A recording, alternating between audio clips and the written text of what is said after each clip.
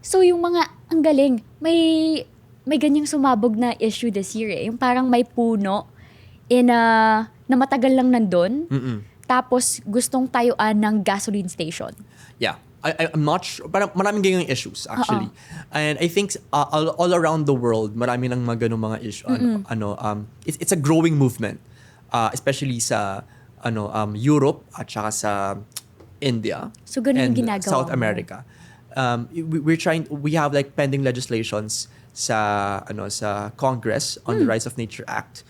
And ako naman, as campaign lawyer, we try to like link up with different LGUs in recognizing rights of nature on a local level. So ganun siya. Ganun yung ginagawa namin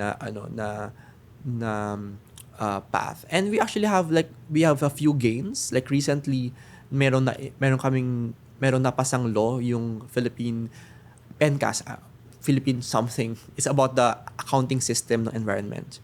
And then nailagay doon naisingit doon yung recognition ng rights of nature sa yung PENCAS. Again, I'm not sure about this. I'm sorry, hindi ko memorize yung Interesting acronym. ng topic. Ano siya? I think you would appreciate this more since you're a STEM girly. A science girly. Ano siya? Parang yung PENCAS kasi it's an ecosystem valuation. So like we try to yung PENCAS na law, it gives a system on how you would put value to the ecosystem.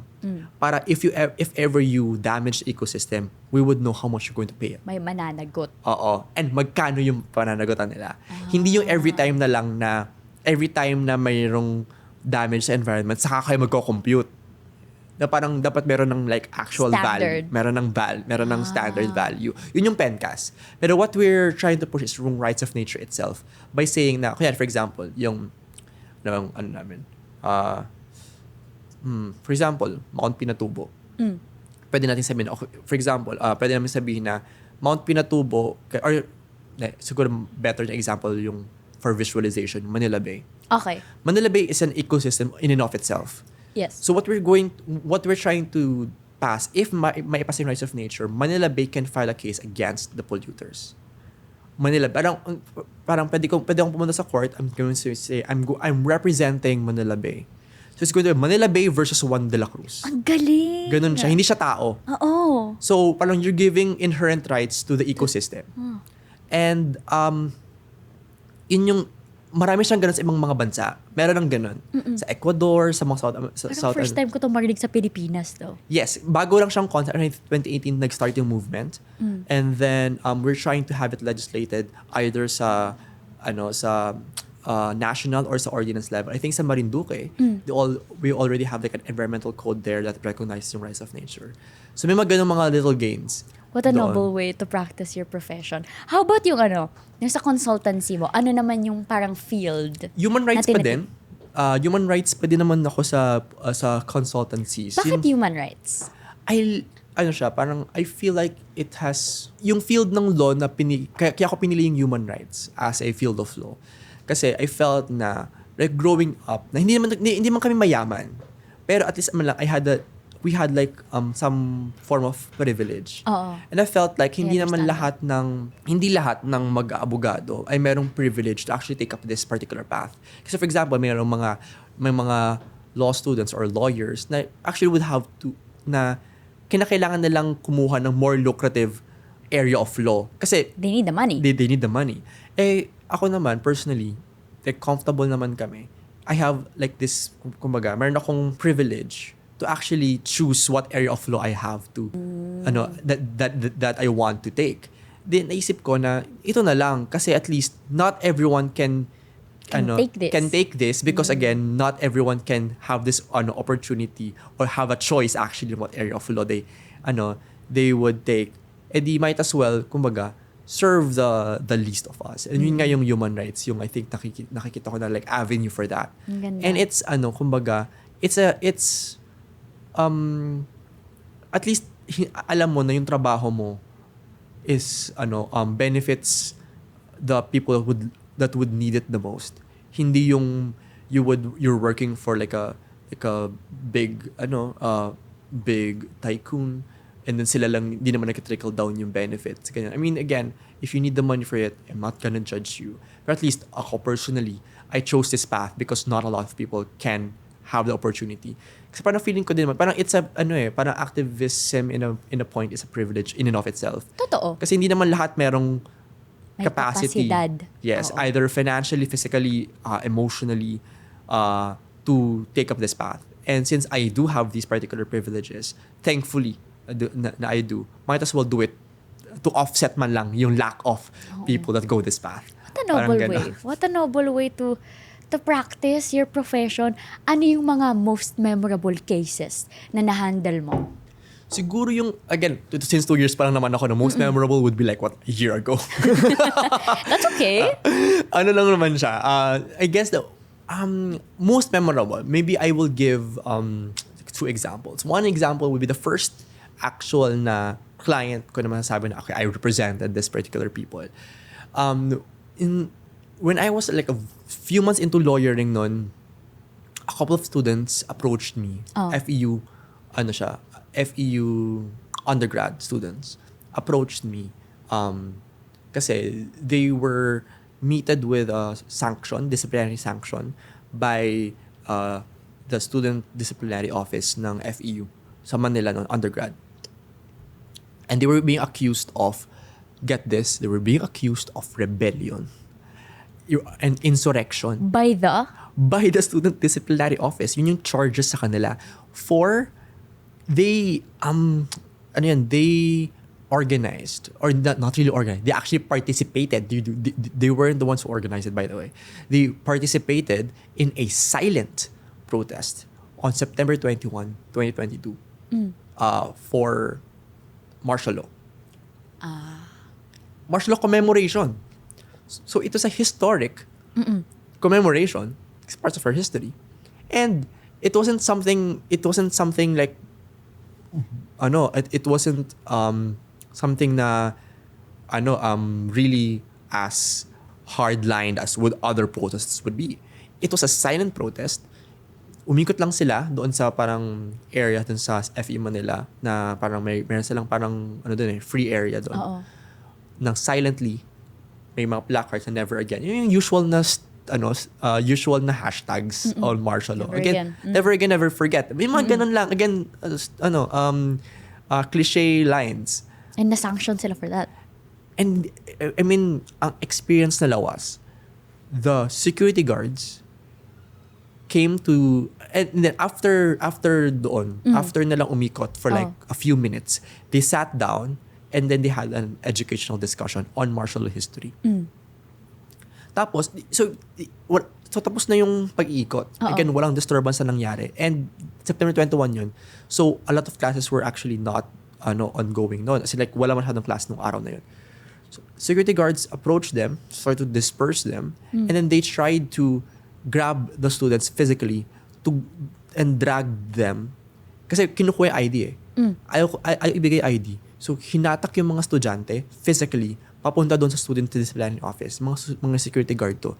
And then they were asked, ano po yung charges namin? Hindi maibigay. Ano po yung ginawa na mali? Hindi nila mabigay.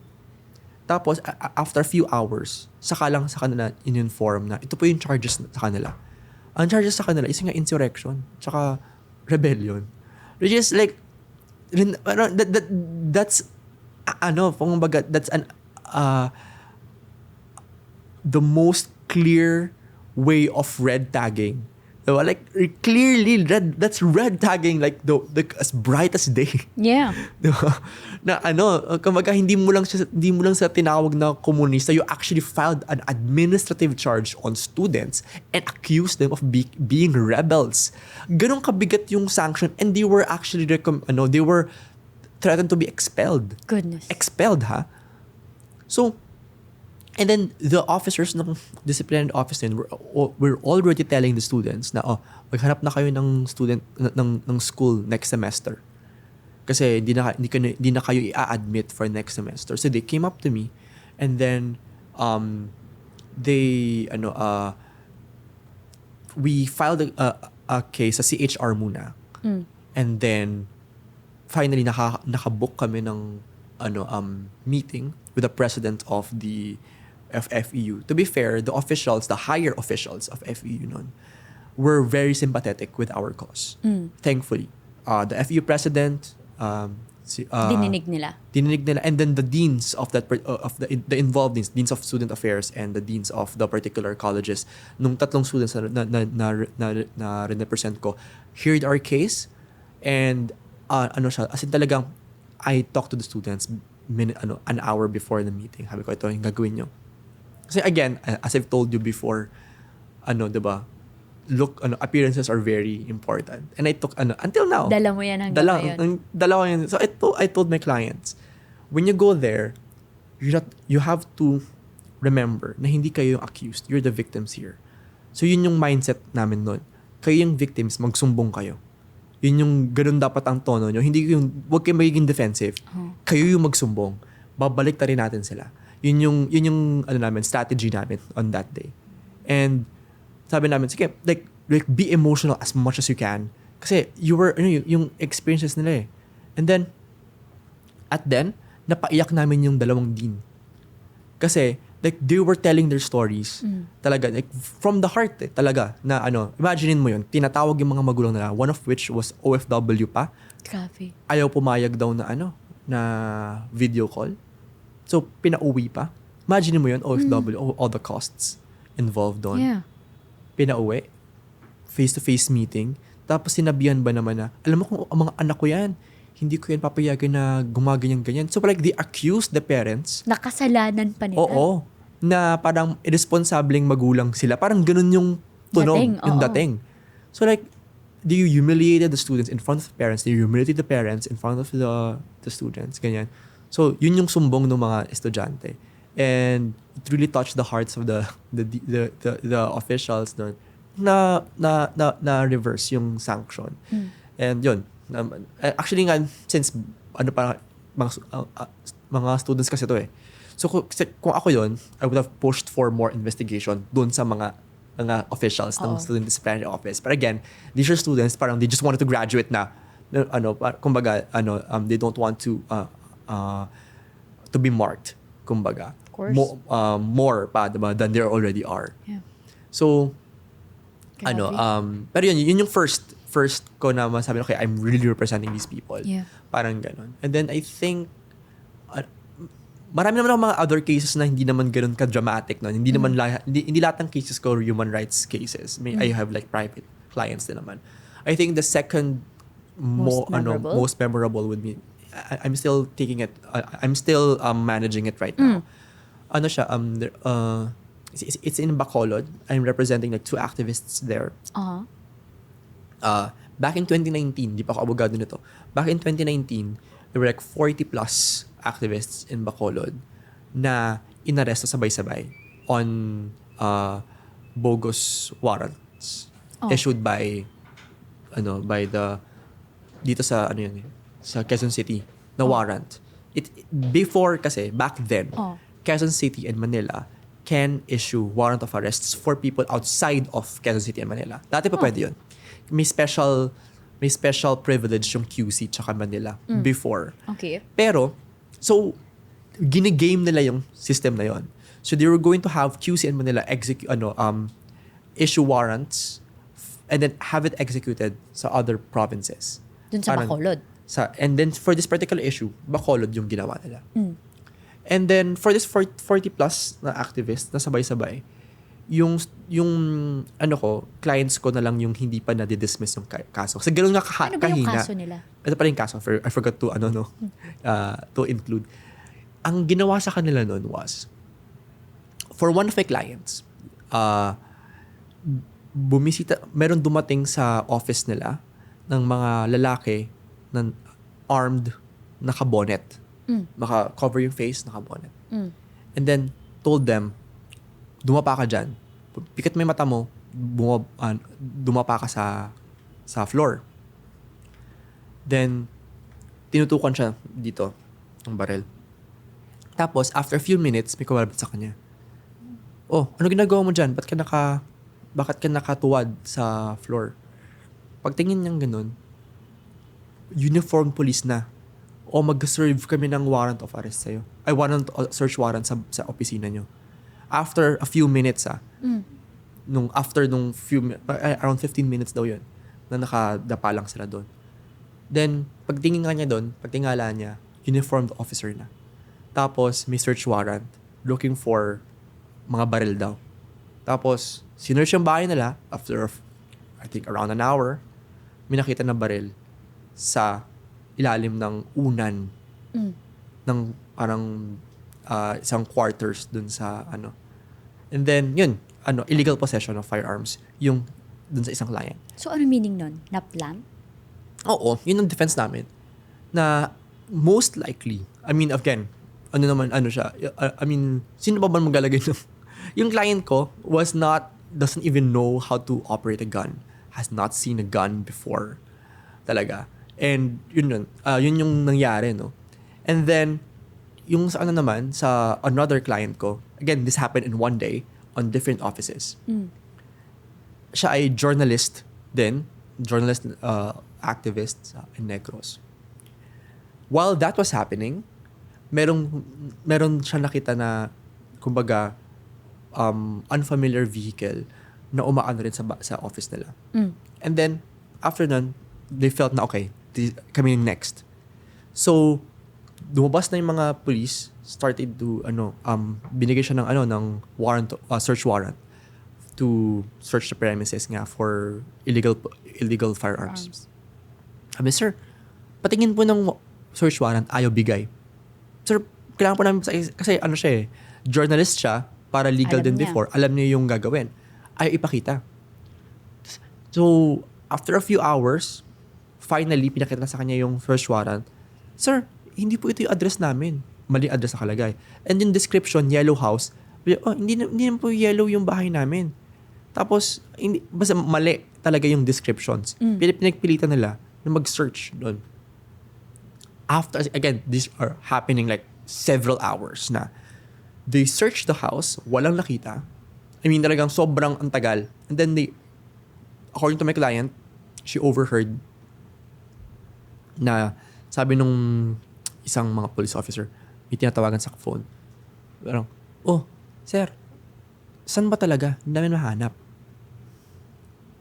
Tapos, after, a few hours after that, again, pinalabas lahat pero nagstay siya at saka yung anak niya. Nahanap yung baril sa labas ng, I think, ito yung office. Meron ditong parang maliit na, di ba minsan sa mga bahay, di ba, kaya ito yung lupa, iba, meron dyang infrastructure. And then meron dito parang small, extra plot of land na minsan may mga paso. Doon, di ba? Do you visualize it? Maano yung ganyan sa probinsya Andoon yung baril. Like, practically speaking, like, would anyone put it there? Like, if you own a gun, why would you put a gun dun sa, like, sa may, sa labas ng office? Sa may mga paso? Sa may mga grass? Ganun? Like, is that something na, like, believable, no? So yun yung, anyway, she was arrested and for illegal possession of firearms. Again, both of my clients naman are out on bail, thankfully. But then again, ongoing pa yung case. Ganun katagal, no? Nag-abogado na ako lahat. Kasi yung former lawyer nila is trying to like, retire. Just an old, tapos yung other lawyer naman nila is nag-aral abroad. So, kailangan nila maghanap ng bagong lawyer. And back then, friend of a friend lang. So parang sabi ng friend ko, naghanap sila ng lawyer dito. And I didn't want to take it kasi nga again, I don't like going to court. Yep. So, parang parang at that time, naisip ko na sige na parang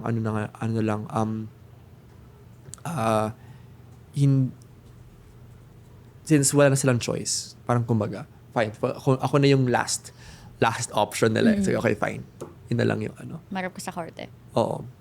So, yun. Pero ongoing pa yung case. Di pa nga wala masyadong wala pa na. And again, I just received like a text message like a few minutes, a few hours ago before we started na mukhang rescheduled na naman yung hearing namin. Again, we haven't started the formal trials for this. Again, Grabe. 2019 yung case. 2024 na. 5 taon na? Yes. And they have been like moving the date lagi for many reasons. Nakakainis na nga din. Kasi of course, nade-delay yung justice. Oo. Di naman kami, plus, I don't know, parang naisip ko na, sige fine is this like something na baka hindi pa kami ready? Ako personally, kasi again, this is the first criminal case that I'm actually handling. Oo nga, no.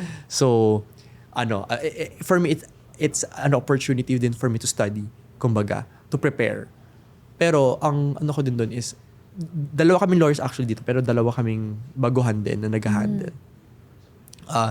Ang advantage din, actually, of becoming, like, kumbaga,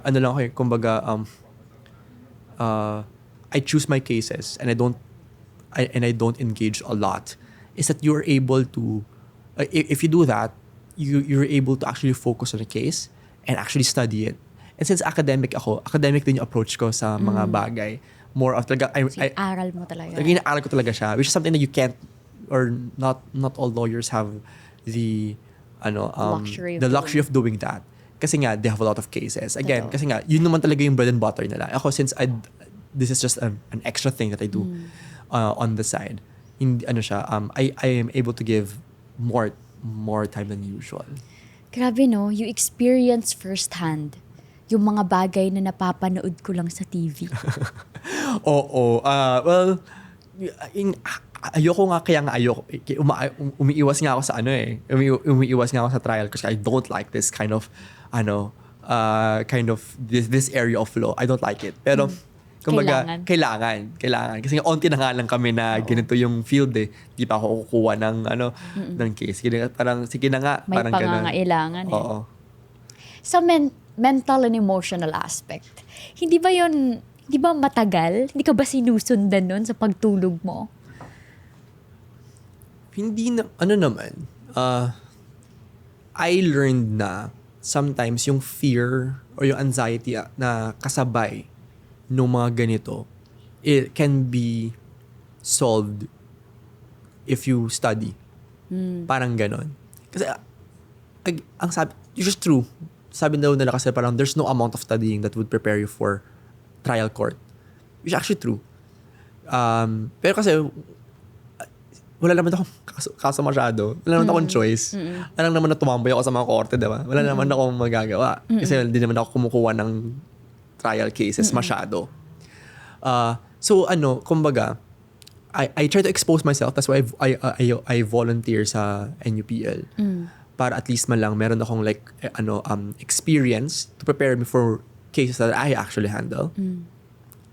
And then, to expose me lang din. Pero, kasi yung mga ganun, actually, mga exposures, and, kasi minsan I also represent some activists, pero hindi ako yung lead kasi doon. So, kumbaga, mas relaxed. Pero at least, yung experience ko sa trial na yun would, kumbaga, help me, sa pag-handle mga other cases ko. And then yung emotional and mental aspect ng yung fear, hindi mo alam yung gagawin, mawawala siya when you actually experience it. And so yung studying and yung experience would actually Go together and calm me down. Yung would counter the anxieties na kasabay naman talaga ng profession. How about the dangers ng pagiging isang lawyer? Pwede kang bumangga ng isang malaking entity. So, that's true. Ano naman siya? I mean, it's part of the job. Pero, hindi ko, of course, nakakatakot. Diba? It's there. And, it's, naman, pero ang sabi nga nila, diba, yung mga people that I represent, hindi naman ako yung biktima eh. Ako yung abogado ng mga biktima. Pero sabi nga nila, yung mga kliyente namin matatapang. So, dapat matatapang din kami. Parang ganon. First, nakakatakot, diba? Kalaban mo, mga government officials or mga police, ganyan. Pero, again, abogado lang naman nila ako. Yung mga rin-represent ko, sila talaga yung biktima. So, kung sila nga nahaharap nila to, dapat kami din. Grabe. Such a noble profession. Nakakatuwa. Oo. It's supposed to be. a noble profession. Hindi na, pero Takes a lot of courage also. Oo. Grabe. Ano naman, kaya din, a form of giving back. Ganun din naman. Kasi, I recognize din naman na, as much as this is a noble profession, a lot of lawyers din are not good people. So, kumbaga, I try to offset na lang, di ba? Na, I try to do good for those that don't. I love that. Sana marami pa yung ganyan yung, yung mindset. How do you see yourself 5 to 10 years from now? You're doing all of this, handling cases on the side, nagtuturo ka din sa FEU. Paano mo nakikita ang the next few years? I'd like to see myself na I'm still teaching. Hopefully nakapag-masters na ako by then because I'm applying for scholarships. Hopefully producing a lot of good lawyers. Yes, hopefully by then 5 to 10 years from now yung mga students ko right now are also lawyers and are also kind lawyers. Good lawyers na good hindi because they're smart. So of course it's important that they're smart, but I hope that they're good people more than they're good lawyers. So yun yung and hopefully hindi rin ako ma-derail or ma-off track. Now, of course, we know a lot of lawyers that started good but became bad people. Hopefully hindi ako mapunta doon. I wanted to touch up on that. Paano ka hindi nasisilaw sa pera? There are a lot of cases na ganyan, di ba? Paano mo win away ang pera at ang hustisya? Well, for me, kasi that's why I like the academe more than litigation. Kasi pag sa research ka kasi, it's more, kumbaga mas pure. Kasi mas pure in a sense na parang hindi I can choose what jobs that I do. 'Di ba? Kasi kumbaga mas specific yung mga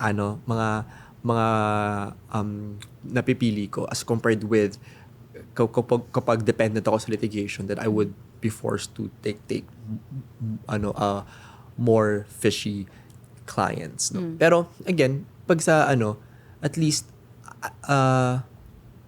sa research kasi, what I love about it and what I tell my students, as lawyers, we shouldn't just know about what the law is, but should also know what the law should be. Yun yung kasi hindi enough na memorize mo lang kung ano yung batas.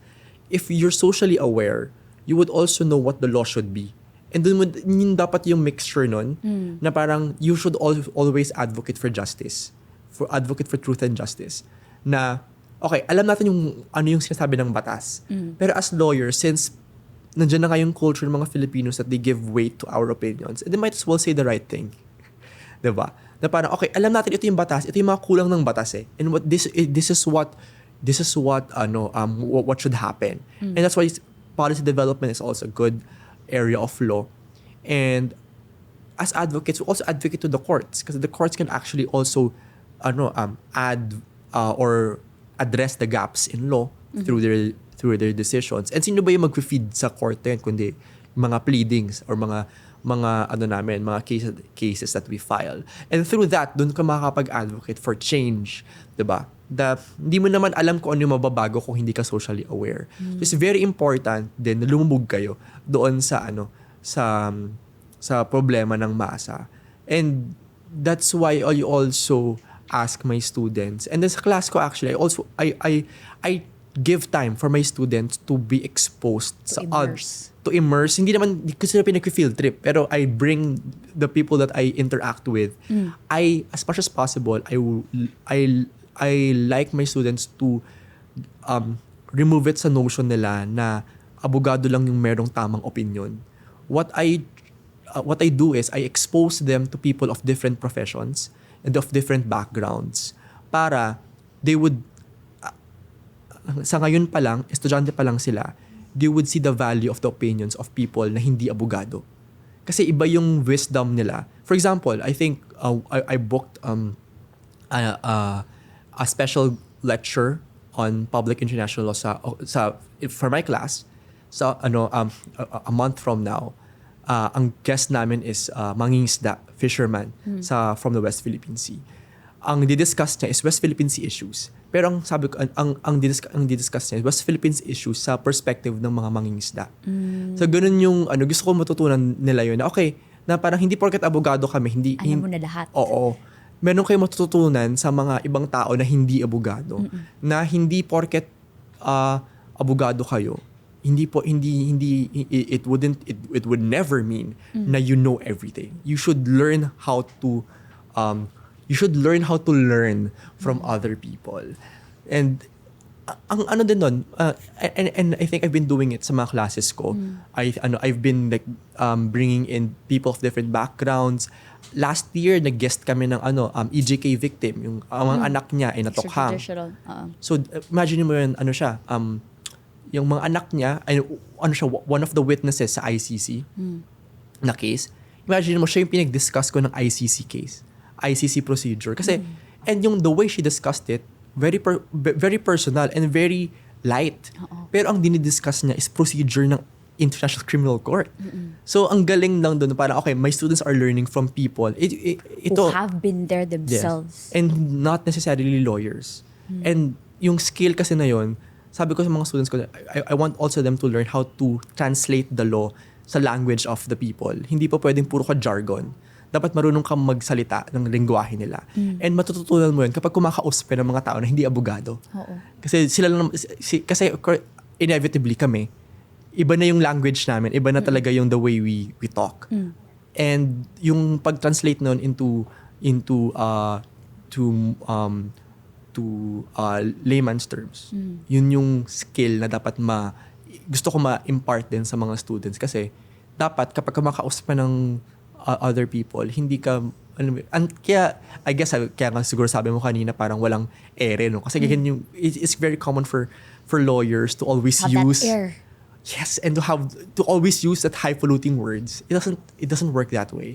If you can't explain, and I told this to my students, if you can't explain the law in the common language, you don't know what the law is. Kaya dapat alam mo kasi dapat the way the law is written, it's written for us, yung lawyers, but that's why we exist, is para ma-explain natin yung law na yon into to regular people like me. Yes. Na maintindihan nila. Yan. Kasi para sa kanila naman yung batas dapat eh. Yun. What sobrang fruitful nung discussion. Tuwang-tuwa ako. Sobrang mixed emotions dun sa buong discussion. But just to wrap things up, Josh, what is your dream para sa field mo at sa sistema ng Pilipinas? Wait lang. Gusto ko yung napainom siya ng tubig bago sagutin yun. Sorry, nag-dry yung throat ko. Okay. Ang dream ko for my profession is sana mas siyang mas dumami pa kami. Pero sana yung kami is sana yung mabubuting tao. No? Hindi ko ina-uplift yung sarili ko. Sabi ko sana ako na mag-a-uplift sa'yo. Sana dumami ka pa. Sana kasi kulang talaga yung mga abogado sa Pilipinas. So that's one. So that's one of my dreams is sana mas a better bar exam system para mas maraming mga abogado. Kasi kulang talaga yung mga abogado. Pangalawa, mas maraming mga lawyers that work for the people. Of course, hindi ko minamaliit yung mga lawyers that work for corporations or for big tycoons. It's fine. But we really need lawyers that work for the people.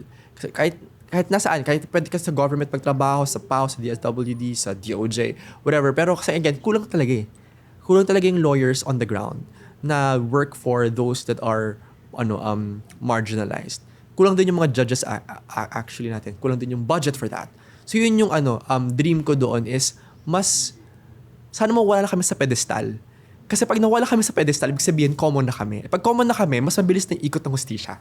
'Di ba? Ganoon naman yun eh. So para kaya ayoko nagkapatawag ng attorney kasi parang gusto ko like normal lang tayo. Sana kasi mas marami pa kami. Ang lalim pala nung hugot nung Josh lang. Thank you so much. Yan din ang pangarap namin. Kasama mo kaming nangangarap para sa field ninyo. Thank you so much for your time. Thank you, Josh. This, Thank you. Grabe. Thank you. Grabe, sobrang cohesive ng conversation kasi nag-start tayo with the nickname. Nag-end tayo with the nickname pero mas malalim yung reason kung bakit ganon. Yan. Saludo ako sa'yo.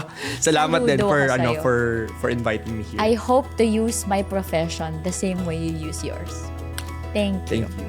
Thank you.